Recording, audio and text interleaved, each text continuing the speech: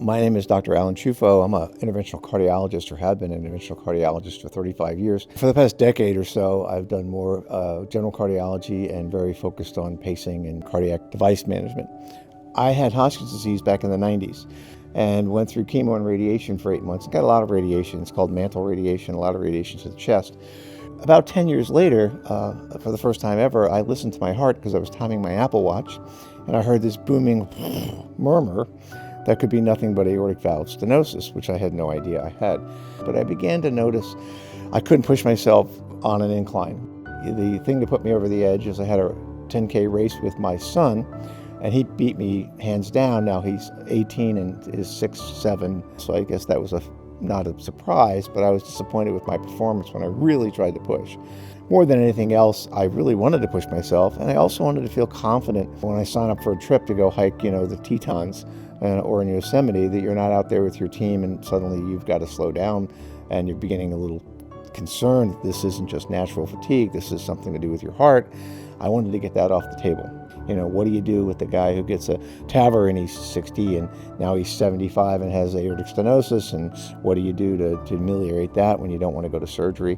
So that really grabbed my attention because I'm thinking, well, I'm in my 70s, but I'm planning on being pretty active for a long time. And part of that was the DASI simulation. And I like technology, and I was overwhelmed with the imaging.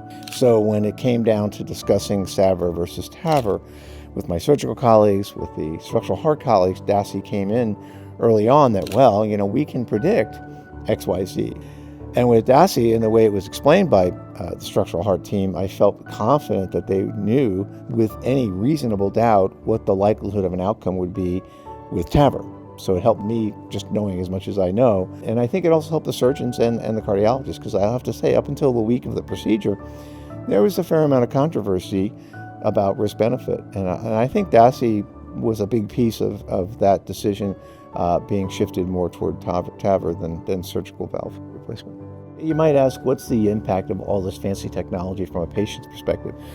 Even as a cardiologist, I couldn't interpret the DASI without somebody showing me what it meant, but it does tell me that somebody has taken an objective tool and applied it to me, my aortic valve annulus, nobody else's, and with that can come up with an objective answer of what the best approach would be.